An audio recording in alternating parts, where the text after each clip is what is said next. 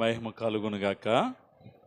మన ప్రభువును రక్షకుడైన యేసుక్రీస్తు ఘనమైన నామమున ఈ సాయంకాలపు వేళ దైవ సన్నిధి కూడి వచ్చిన మీ అందరికీ మొట్టమొదటిగా ప్రత్యేక వందనాలు. అందరూ బాగున్నారా? ఒకసారి గట్టిగా దేవునికి స్తోత్రం చెప్దాం. హల్లెలూయా. చాలా భయంకరమైన దినాల్లో ఉన్నాం. ఎక్కడ నెమ్మది లేదు, సమాధానం లేదు. ఒక పక్కన భయంకరమైన విపరీతమైనటువంటి వేడి, చాలా గాల్పు భయానకంగా ఉంటున్నాయి. ఈరోజు వరకు మనం బ్రతికి సజీవులుగా ఉన్నామంటే కేవలం దేవుని కృప మాత్రమే. నమ్మునోళ్ళు దేవునికి స్తోత్రం చెప్పండి. మన బలం కాదు, మన శక్తి కాదు, కేవలం దేవుని కృపే. మనకు తెలుసు, మన కొడమంచిలి డేవిడ్ రాజయ్య గారు వాళ్ళ నాన్నగారు మొన్న సడన్గా ఉదయం టిఫిన్ చేశారంట. టిఫిన్ చేసిన తర్వాత ఫోన్ చేస్తే డేవిడ్ గారు మాట్లాడారట. బాగున్నాను బాబు అన్నీ చెప్పాడట. కానీ మళ్ళా 11 అయ్యేటోడికి వాళ్ళ తమ్ముడు ఫోన్ చేసి నాన్నగారు చనిపోరని చెప్పాడట. చాలా ఆశ్చర్యం కదా. ఉదయం ఈయనతో మాట్లాడాడు టిఫిన్ చేసినప్పుడు. ఆ టిఫిన్ చేసి మాట్లాడిన తర్వాత ఈయన ఎవరో గృహప్రతిష్ఠ ఉంటే అక్కడికి వెళ్ళారట. అక్కడ గృహప్రతిష్ఠ కార్యక్రమం చేస్తుండగానే వాళ్ళ తమ్ముడు ఫోన్ చేసి డాడీ చనిపోరని చెప్పారట. నిజంగా చాలా ఆశ్చర్యం కదా. అప్పటి వరకు చక్కగా కానీ 95 సంవత్సరాలట ఆయనకి. దేవుడు అద్భుతంగా అప్పటి వరకు ఆరోగ్యం ఇచ్చి నడిపించారు. వాట్సాప్లో చూసాను, నేను ఫేస్బుక్లో చూసాం ఆయన గురించి. అప్పటి నుంచి వెళ్ళాలని అనుకున్నాం. మన ఇంటి దగ్గర ఇద్దరు మరణం చెందారు కదా, తరపట్ల సరోజిని, అలాగే బేర్ అర్జం అని వాళ్ళిద్దరూ చనిపోవటం, దగ్గరలో అవటం, ఖాళీ లేక వెళ్ళలేకపోయాం. ఈరోజు ఉదయం 7:30కి బయలుదేరి తమ్ముడు నేను కొడమంచులు వెళ్ళి దేవరాజు గారిని పలకరించి ఆ ఇంట్లో ఆయన కొరకు ప్రార్థన చేసి రావటానికి దేవుడు కృపనిచ్చారు. కానీ వచ్చేటప్పుడు ఉంది వేడి, చాలా విపరీతమైనటువంటి హైవే రోడ్లో చాలా గాల్పు. ఇంత విపరీతమైనటువంటి వేడిలో మరి ప్రభు తన కృప చేత మనల్ని కాపాడుతూ ఉన్నారు. ఏ రోజు చూసినా ఆ వేడిలోనే ప్రయాణం చేయవలసి వస్తూ ఉంటుంది. ఎక్కువ అసలే అనుకూలత లేకుండా. ఏదేమైనా దేవుడు తన కృప చేత కాపాడుతూ మనందరం కలిసి ప్రభును ఇలాగ స్తుతించుకునే ఈ గొప్ప భాగ్యమునిచ్చినటువంటి ఆ దేవునికే సమస్త ఘనత, మహిమ, ప్రభావములు ఆయనకే చెల్లునుగాక. కూడి వచ్చిన మీ అందరికీ మరొకసారి ఆ ప్రత్యేకమైన వందనాలు. గట్టిగా దేవునికి స్తోత్రం చెప్దాం. హల్లెలూయా, హల్లెలూయా. చాలా మరి వాక్యం నెరవేర్పు దినాల్లో ఉన్నాం. ఎక్కడ చూసినా ఆయన ఏం చెప్పాడో అది ఒక్కొక్కటిగా ఏమవుతుందో తెలుసా, జరుగుతూ ఉంది. కనుక మనం పరిపూర్ణతలోకి రావాలి. మనం చాలా సందర్భాల్లో దేవుని గుడారములో అతిథిగా ఉండాలంటే ఏం చేయాలో, ఎలాగ ఉండాలో నేర్చుకుంటూ ఉంటాం. 15వ కీర్తనలో నుంచి అందులో ఒక్క మాట ఈ రాత్రి నేను మీకు జ్ఞాపకం చేయాలని నేను వాక్యాన్ని జ్ఞానం చేస్తూ ఉన్నాను. ఎందుకంటే యథార్థమైన ప్రవక్తన కలిగి అని ఉంటుంది. యథార్థమైన ప్రవక్తన ఈ కడవరి దినాల్లో ప్రతి మనుషునికి ఉండవలసింది ఏంటి తెలుసా? యథార్థత ఉండాలి. ఈ చివరి గడియల్లో ఏది కోల్పోతున్నారు తెలుసా? యథార్థతను కోల్పోతున్నారు. భార్య భర్తల మధ్యలో యథార్థత ఉండట్లేదు. తల్లిదండ్రుల బిడ్డల మధ్యలో యథార్థత ఉండట్లేదు. యథార్థత దేవునికి నీ ప్రజలకు మధ్యలో యథార్థత ఉండట్లేదు. ఏదో ఎవరికి వాళ్ళగానే ఏదో మనం చేయాలని వేసుకుంటున్నాం, చేసేస్తున్నాం, నడవాలనుకుంటున్నాం, నడిచిపోతున్నాం. కాదు. చివరి గడియల్లో దేవునికి కావాల్సింది ఎవరో తెలుసా? యథార్థవంతులు కావాలట. దినవృత్తాంతాలు 2వ గ్రంథము 16వ అధ్యాయము 9వ వచనము చదివితే, తన ఎడల యథార్థ హృదయము గలవారిని బలపరచుటకే యెహోవా కనుదృష్టి లోకమంతటా సంచారం చేస్తుందంట. దేవునికి స్తోత్రం. ఎవరిని బలపరచడానికి? యథార్థవంతులను బలపరచడానికి యెహోవా కనుదృష్టి లోకమందంతటా సంచారం చేస్తూ ఉంది. లోకంలో యథార్థంగా ఉంటేనేమో లోకానికి పనికిరాం. యథార్థంగా మనం బ్రతకాలనుకుంటే లోకం మనల్ని ప్రేమించదు. కానీ లోకం మనలను దూరం పెట్టేస్తూ ఉంటుంది.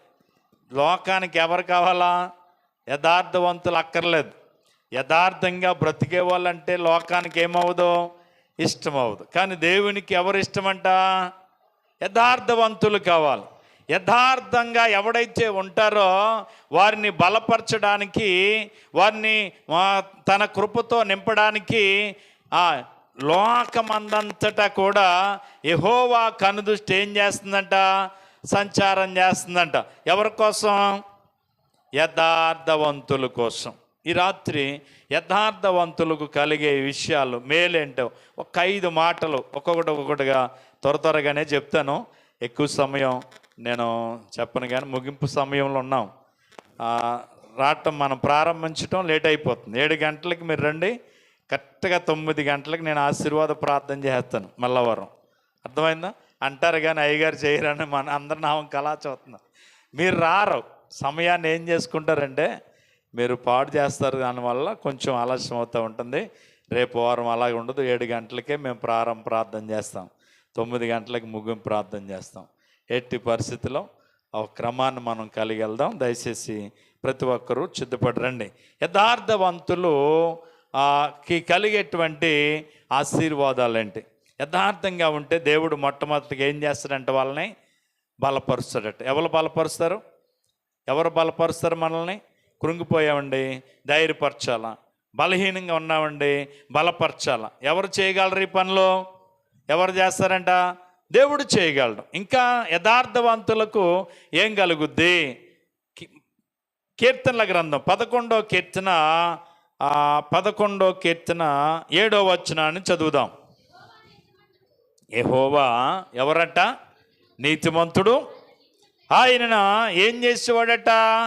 నీతిని ప్రేమించేవాడట. యథార్థవంతులు ఆయన ముఖ దర్శనం చేస్తారట. దేవునికి స్తోత్రం. ఎంతమందికి పరలోకంలో యేసయ్యని చూడాలని ఆశ ఉంది అమ్మా? లేదా? మరి ఎవరిని చూస్తారు మీరు? యేసయ్యనే కదా. అంటే యేసయ్య ముఖ దర్శనం ఎవరు చేసుకుంటారంట? ఎవరు మట్టాలా? ఏమంటే ఎవరు చేసుకుంటారంట ముఖ దర్శనం?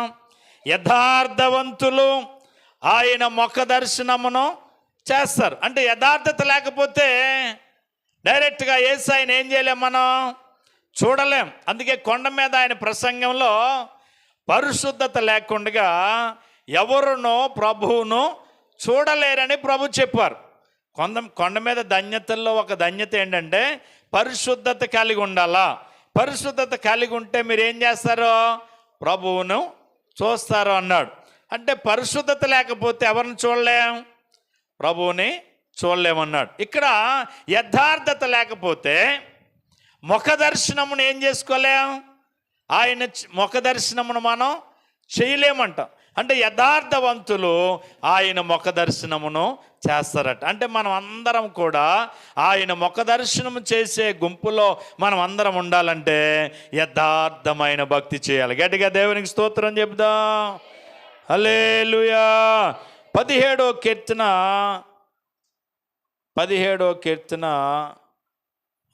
13వ వచనం చూడండి.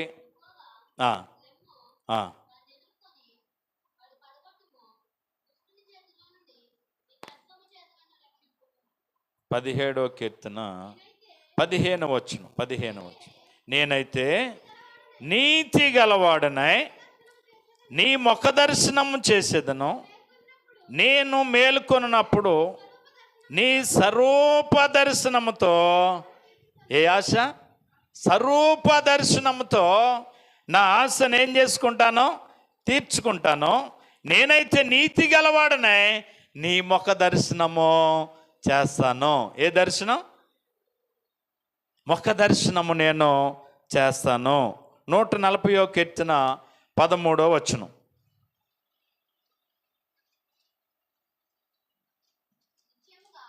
నిశ్చయముగా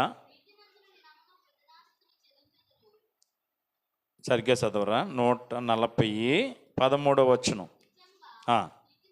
నీతిమంతులు నీ నామమునకు కృతజ్ఞతాస్తుతులు చెల్లించెదరు, యథార్థవంతులు నీ సన్నిధిని ఎక్కడ నివసిస్తారట? నీ సన్నిధిని నివసించెదరు. ఎవరు? యథార్థవంతులు. యథార్థవంతులు ఎక్కడ నివసిస్తారు తెలుసా? ఆయన సన్నిధిలో. అంటే యథార్థవంతులు ఆయన సన్నిధిలో ఉంటే, యథార్థత లేని వారు ఎక్కడ ఉంటారు? ఆయన సన్నిధిలో ఉండటానికి అర్హులు కారన్నమాట. యథార్థత అనేది చాలా విలువైంది. యోహాను రాసిన మొదటి పత్రిక 3వ అధ్యాయం 2వ వచనం. యోహాను రాసిన మొదటి పత్రిక 1వ అధ్యాయం 3వ అధ్యాయం 2వ వచనం. ఇప్పుడు మనము దేవుని పిల్లలమై ఉన్నాము, మనము ఇక ఏమవుదుమో అది ప్రత్యక్షపరచబడలేదు, కానీ ఆయన ప్రత్యక్షమైనప్పుడు ఆయన ఉన్నట్లుగానే ఆయనను చూతుము గనుక మనం ఎక్కడ చూస్తాం? ఆయన ఎలాగైతే ఉన్నాడో అలాగే ఆయన మనం చూడగలుగుతామంట ఒక రోజు. ఎప్పుడో తెలుసా? ఆయన ప్రత్యక్షమైనప్పుడు. దేవునికి స్తోత్రం, హల్లెలూయా. సమూయేలు 2వ గ్రంథము 22వ అధ్యాయము 33వ వచనం.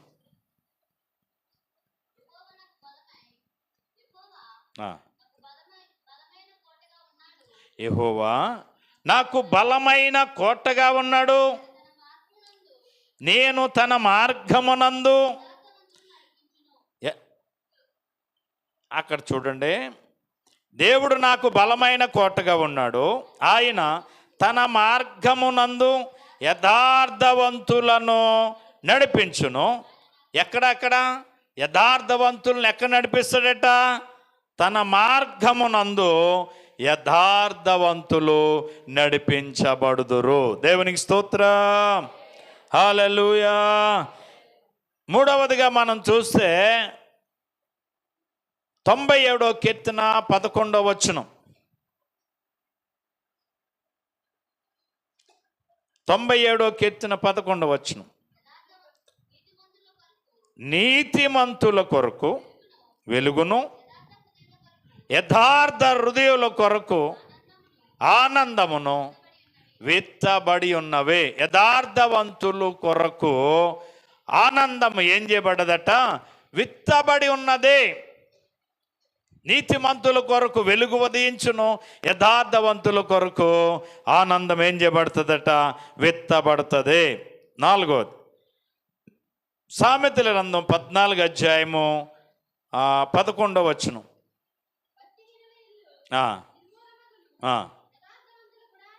యథార్థవంతుల గుడారము వర్ధిల్లును. యథార్థవంతుల యొక్క ఇల్లు దీవించబడుతుంది. యథార్థవంతుల బిడలు వర్ధిల్లుతారట. యథార్థవంతుని పిల్లలు తదంతరమున, అంటే యథార్థవంతుడు చనిపోయినా ఆ పిల్లలు అంట ఏమవుతారని ఉందో తెలుసా? ధన్యులవుతారని వాక్యం చెప్పబడుతుంది. యథార్థవంతుల గుడారం అంట వర్ధిల్లుతుందట, దీవించబడుతుందట, ఆశీర్వాదము చేత వారు నింపబడతారట. 84వ కీర్తన 11వ వచనం. దేవుడైన యెహోవా శూరుడును కేడమునై ఉన్నాడు, యెహోవా కృపయు ఘనతయు అనుగ్రహించును, యథార్థముగా ప్రవర్తించు వారికి ఆయన ఏ మేలును చేయక మానడు. దేవునికి స్తోత్రం. యథార్థవంతుల కంట ఆయన ఏ మేలు కూడా చెయ్యక మానడట. యథార్థతగా ఉంటే లోకము కొంచెం కష్టంగా ఉంటుంది, కానీ దేవుడు మన పక్షంగా ఉండి మనకేం చేసే దేవుడుగా ఉన్నాడు తెలుసా? మేలు చేయువాడిగా ఉన్నాడట. దేవునికి స్తోత్రం చెబుదాం. హల్లెలూయా. 112వ కీర్తన 4వ వచనం. 112వ కీర్తన 4వ వచనం. యథార్థవంతులకు చీకటిలో వెలుగు పుట్టెను, వారి కటాక్షము వాత్సల్యతను నీతి గలవారు దయాళులను అప్పిచ్చువారును భాగ్యవంతులు. దేవునికి స్తోత్రం. హల్లెలూయా. అంటే ఇలాంటి విషయాలు ఎలా చెప్తా ఉంటే చాలా చెప్పొచ్చు, కానీ ఒకసారి ఆలోచన చేస్తే ప్రియ దేవుని బిడ్డలారా, యథార్థవంతులంట మొట్టమొదటిగా ఏం చేసుకుంటారు? దేవుని ముఖ దర్శనాన్ని చేస్తారట. ఇప్పుడు మనం దేవుని ముఖ దర్శనాన్ని చేసుకోవాలి. దేవుని ముఖ దర్శనమే కాదు, ఆయన ఎదుటిగా మనం ఆ స్తుతించే గుంపులో ప్రభువుతో పాటు మనం ఆనందించేవారుగా ఆ స్తుతియాగం అర్పించేటువంటి ఆ సమూహంలో మనం అందరము నిలబడాలంటే మొట్టమొదటిది మనలో ఏముండాలంట? యథార్థత కావాలా. ఏం కావాలా? అందుకే దేవుడు యేసు క్రీస్తు ప్రభువారు ఒకరోజు ఒక ఉపమానం చెప్పారు. ఒక రాజుగారు దేశాంతరం వెళ్ళిపోతూ తన దగ్గర ఉన్నటువంటి దేనారాలు ఒక 10 ఉన్నాయట. ఈ బీరువాలో పెట్టి వెళ్ళిపోతే మనకి ఏం ఉపకారం అని ఎవరినొకరు కేకేసి వాళ్ళకి ఇద్దామని అనుకుని ఆయన ఏం చేశాడంటే తెలుసా? రాజుగారు అక్కడ ఉన్న వారితో చెప్పి వారిని పిలిచి ఒకడికి 5 దేనారాలు ఇచ్చాడట, ఇంకొకడికి 4 దేనారాలు ఇచ్చాడట, ఇంకొకడికి 1 దేనారం ఇచ్చాడట. ఈ 5 దేనారాలు పట్టుకుని వెళ్ళిపోయి 5 దేనారాలు ఏం చేసుకున్నాడట? వ్యాపారం చేసుకున్నాడట. ఒక 2 సంవత్సరాల తర్వాత ఆ రాజుగారు తిరిగి మళ్ళా ఆ ఊరికి వచ్చారని తెలిసిన తర్వాత ఈ 5 దేనారాలు పట్టుకుని వెళ్ళినోడు 5 సంపాదించుకున్నాడు, అంటే వ్యాపారం చేసి. ఇప్పుడు వాడు ఏం చేసుకున్నాడు తెలుసా? ఆయన ఇచ్చినటువంటి ఆర్థికమైనటువంటి వనరులను బట్టి వాడు ఏం చేసుకున్నాడు? ఆర్థికంగా డెవలప్ అయ్యాడు, అభివృద్ధి చెందాడు, ఆశీర్వదించబడ్డాడు. తను ఇచ్చిన దానికంటే రెట్టింపు సంపాదించుకున్నాడు. ఒకరోజు రాజుగారు వచ్చారని తెలిసిన తర్వాత వాడు 10 దేనారాలు పట్టుకుని వెళ్ళాడట. అయ్యా, మీరు 5 దేనారాలు నాకు ఇచ్చారు, ఇదిగో వాటిని వ్యాపారం చేసుకున్నాను, ఇంకో 5 సంపాదించుకున్నాను, ఇగో అయ్యా అని పట్టుకెళ్ళాడట. అప్పుడు ఆ వ్యక్తితో ఆ రాజుగారు అన్నాడట, బలా నమ్మకమైన మంచి దాసుడా, ఈ కొంచెములో నీవు నమ్మకంగా ఉంటివి గనుక అనేకమైన వాటి మీద నిన్ను నియమించుచున్నాను. ఎవడైపోయాడైనా నమ్మకస్తుడు. నమ్మకంగా నువ్వు కొంచెంలో ఎలాగున్నావు? నమ్మకంగా ఉన్నావు. నేను ఇచ్చిన దాన్ని పట్టుకెళ్ళి నువ్వు వ్యాపారం చేసుకున్నావు, రెట్టింపు సంపాదించుకున్నావు, కాబట్టి నీకు అనేకమైన వాటి మీద ఏమివ్వబోతున్నానో అధికారం ఇవ్వబోతున్నాను అన్నాడట. అదే విషయాన్ని 4 దేనారాలు కౌరు పంపించాడట. వాడు కూడా వచ్చాడట. వాడు వస్తా ఎన్ని తెచ్చాడట? ఇంకో 4 దేనారాలు కలుపుకొని 8 దేనారాలు తెచ్చాడట. వాడిని కూడా ఏమన్నాడట? బలా నమ్మకమైన మంచి దాసుడా, ఈ కొంచెములో నువ్వు నమ్మకంగా ఉన్నావు గనుక నీకు కూడా కొన్నిటి మీద ఏమివ్వబోతున్నానో అధికారం ఇవ్వబోతున్నానని ఆ వ్యక్తిని కూడా మెచ్చుకున్నాడట. మరి చివరిగా ఉన్నాడు అవడు 1 దేనారం తీసుకున్నవాడు ఉన్నాడు. వాడు కూడా 1 దేనారం పట్టుకొచ్చాడట. ఆ దేనారం పట్టుకుని వచ్చాడు, 1 అట్టుకుని వచ్చాడు. వీడికి 1 ఇస్తే 1 అట్టుకుని వచ్చాడట. అట్టుకుని వచ్చి ఏమంటున్నాడు తెలుసా? చదవరా? అయ్యా, నీ విత్తిని చోట, ఏమంటే ఇత్తని చోట ఎవరైనా పంట కోతారా? వచ్చని చేయని ఎవరైనా చేను కోతారా? ఇవాళ మేము కొడమంచులు వెళ్ళాం కదా, సిద్ధాంతాన్ని నుంచి బట్టి కొడమంచుల వరకు కూడా రోడ్డు మీద ధాన్యాలే. మిషన్లు కోసేస్తున్నాయి, పచ్చి ధాన్యం ఎక్కడికక్కడ తూసేస్తున్నారు. ఏం చేశారు కాబట్టి వాళ్ళు పంట ఊడ్చుకున్నారు. మరి ఊడ్చలేని చేయలు ఎవడన్నా కోతాడా? ఇక్కడ చూడండి, కేకేసి తన దగ్గర ఉన్నటువంటి దేనారం ఇచ్చి ఏం పడుతున్నాడు తెలుసా? ఆయన వీడి చేత మాట పడుతున్నాడు. ఏమని? నీ విత్తన చోట పంట కోయవాడు అని, చల్లని చోట పంటను కూర్చుకునేవాడు అని, నీవెవరవో తెలుసా? కఠినుడు అని ఎరిగి. ఎవరంటాడు? ఏమంటే కఠినాత్ముడైతే, వాడు మూర్ఖుడే అయితే, వాడు దుర్మార్గుడే అయితే తనకున్నది ఇంకొకడికి ఇస్తాడా? ఇస్తాడా? ఇప్పుడు దుర్మార్గుడు ఏం చేస్తాడు? ఎవడికి ఇవ్వడానికి ఇష్టపడ్డు, పాడు చేసుకుంటాడు. ఎందుకు అలా పాడు చే, ఎవడికన్నా వచ్చు కదా అంటాం మనం. ఇవ్వడాడు, ఆ మనసు వాడికి ఉండదు. కానీ కేకేసి ఇచ్చి ఏం పడుతున్నాడు? ఈయన మాట పడుతున్నాడు. ఇచ్చినందుకు కఠినుడు నువ్వని ఎరిగి, ఒరే బాబు నువ్వు ఇచ్చిన దేనారం ఎప్పుడొచ్చి అడుగుతావు అని భయమేసి నీ దేనారమును ఏం చేశాను తెలుసా? బట్టన చుట్టి గోతులో పాతి పెట్టాడట. దేవునికి స్తోత్రం. ఎక్కడ పాతి పెట్టాడు? బట్టన చుట్టి గోతులో పాతి పెట్టాడట. ఈయన ఏమన్నాడు తెలుసా? చెడ్డ దాసుడా. ఏ దాసుడు? ఈ కొంచెంలో నువ్వేం చేయలేకపోయావు? నమ్మకం ఉండలేకపోయావు, వ్యాపారం చేసుకోలేకపోయావు, అభివృద్ధిని చేసుకోలేకపోయావు, నీకు ఇవ్వని తలంతును నువ్వు అభివృద్ధి చేసుకోలేకపోయావు. కాబట్టి వీడిని తీసుకెళ్ళి ఈ తలాంతు ఇచ్చుకుని కలిగి ఉన్నవాడికి ఇచ్చి వీడిని తీసుకెళ్ళి చీకటి కొట్లాడండి అన్నాడట. ఎక్కడికి వెళ్ళవలసి వచ్చింది? చీకటి కొట్టుకెళ్ళాడట. అంటే ఆలోచన చేస్తే ప్రియదేవుని బిడ్డలారా, యథార్థవంతులు నిత్యము ఆయన జ్ఞాపకంలో ఉంటారట. గట్టిగా దేవునికి స్తోత్రం చెప్దాం. హల్లెలూయా. చివరి దినాల్లో మనం ఏం కాపాడుకోవాలి తెలుసా? యథార్థతను కాపాడుకోవాలి. దేవుని కొరకు నమ్మకమైన వారిగా మన భక్తి జీవితాన్ని మనం కొనసాగించుకోగలిగితే, యథార్థంగా మనం జీవించగలిగితే, మొట్టమొదటిది మనకు కలిగేది ఏంటి తెలుసా? ఆయన ముఖ దర్శనాన్ని మనం చేసుకుంటాం. రెండవది ఏంటి తెలుసా? మన గుడారము వర్ధిల్లుతుందట. మన ఇల్లు దీవించబడుతుంది, మనము దీవించబడతాం, మన బిడ్డలు దీవించబడతారు, మనం ఆశీర్వాదకరంగా ఉండగలుగుతామంట. యథార్థత, యథార్థత. కాబట్టి ఈ రాత్రి వాక్యాన్ని ముగించుకుందాం. యథార్థవంతుల కోసం మనం కొన్ని మాటలు మీకు జ్ఞాపకం చేశాను. వాటిని ఇంటికి వెళ్ళి మళ్ళా చదువుకొని ఒకసారి ప్రశ్నించుకోండి, యథార్థత మనలో ఉందా? ఈ ప్రతి చిన్న విషయంలో యథార్థతను కలిగి ఉండగలుగుతున్నామా? ఒకసారి ఆలోచన చేసుకుందాం. ఎవరికి వాళ్ళు కానీ, ఎవరో మనకు చెప్పక్కర్లేదు, ఇదిగో నీలో యథార్థత లేదు, నువ్వు పాపివి, నువ్వు దుర్మార్గుడు, నువ్వు వ్యభిచారివి, నువ్వు దొంగవని ఎవరో మనకి ఏలెట్టి మనల్ని చూపక్కర్లేదు. మన అంతరాత్మ మనకేం చేస్తుంది తెలుసా? బోధ చేస్తుంది.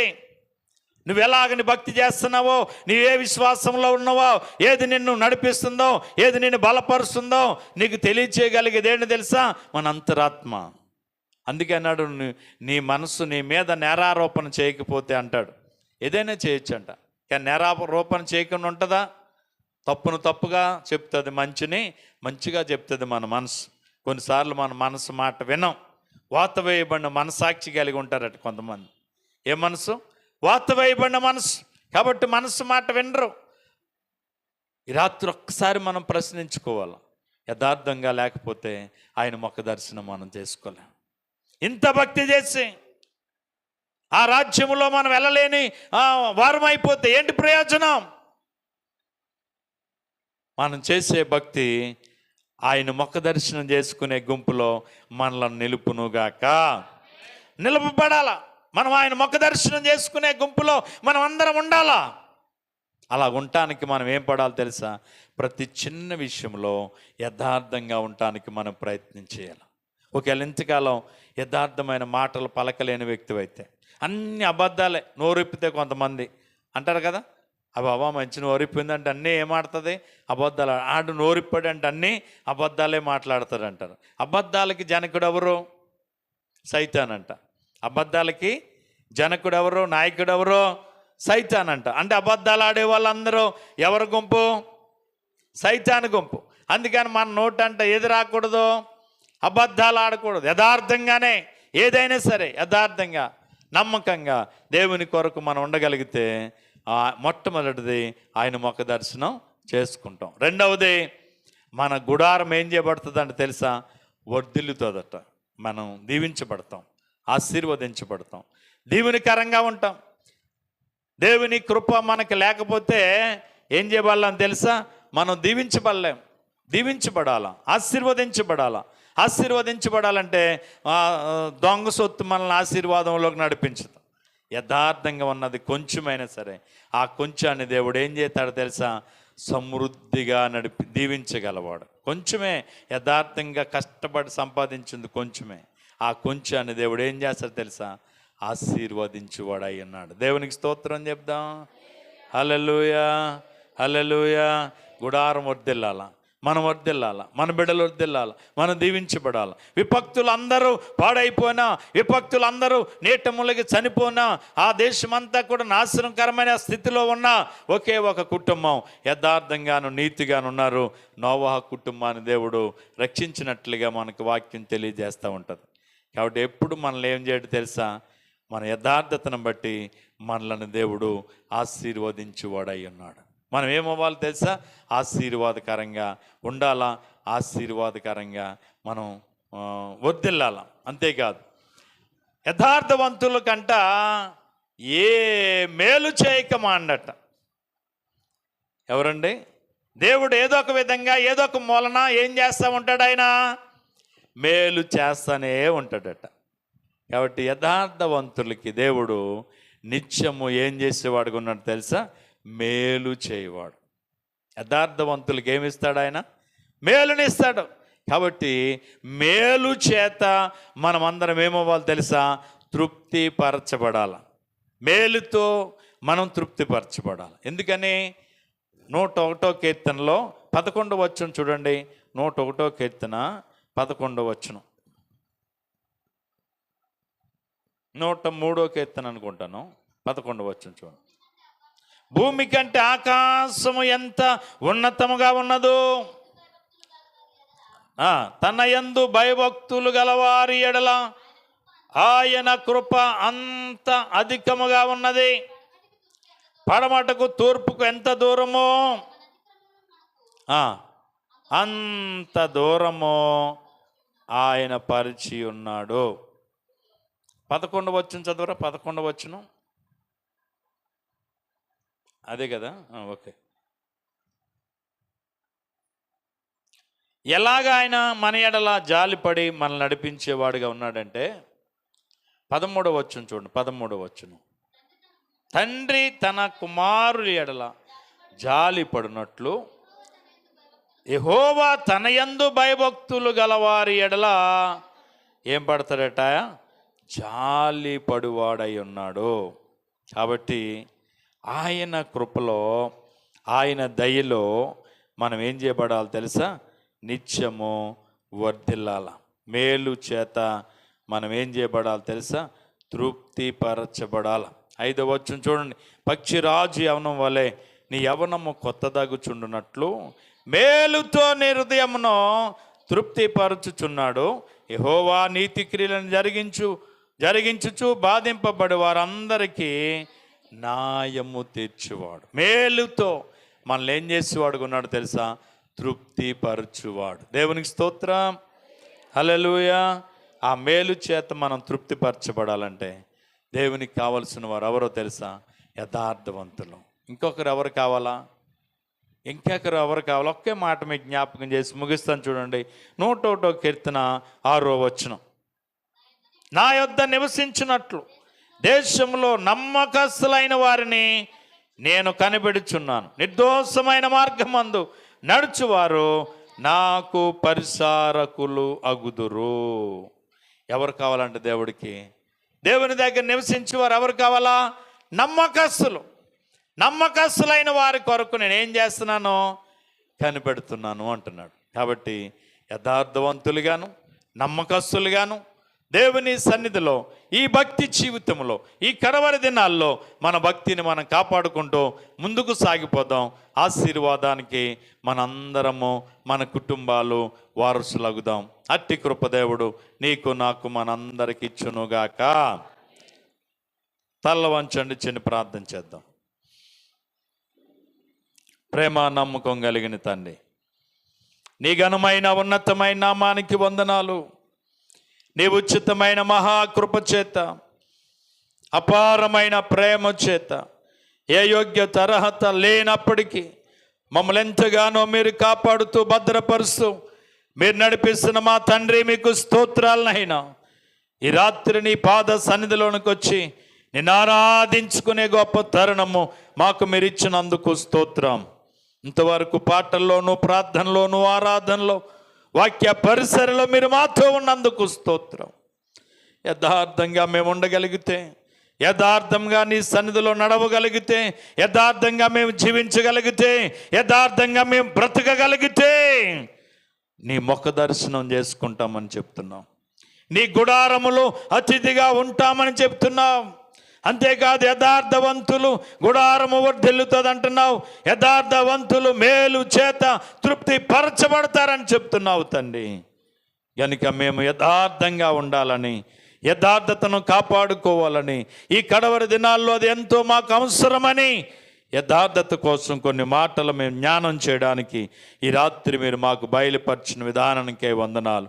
ఏదో విని విడిచిపెట్టడం కాదు ప్రభా, ఒక్కసారి మేము ప్రశ్నించుకోవాలి. మా నడక యథార్థమైందేనా? మా పడక యథార్థమైందేనా? మా మాటలు యథార్థమైనవేనా? మా పనుల్లో యథార్థత ఉందా? మా క్రియల్లో యథార్థత ఉందా? మేము చేయు కార్యాల్లో యథార్థత ఉందా? ఎక్కడైనా యథార్థతను కోల్పోతున్నామా అనేది రాత్రి మేమందరము ప్రశ్నించుకోవడానికి ప్రభా కృప దయచేయండి. ఒకవేళ ప్రశ్నించుకుని మాలో యథార్థత లేదని మా మనస్సు మాకు బోధిస్తే యథార్థత కలిగి మేము సాగిపోవడానికి కృప దయచేయండి.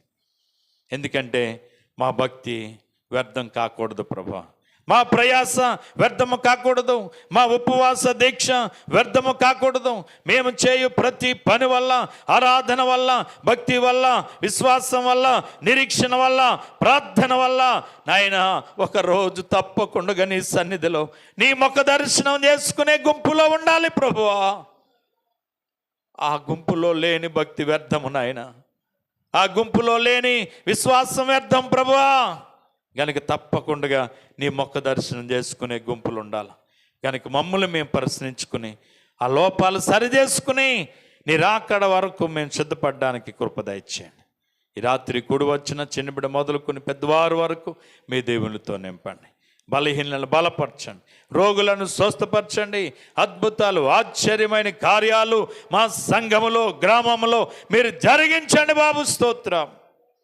ఇంకో బలహీనరాల హాస్పిటల్ ఉన్న సుగుణమును ముట్టండి.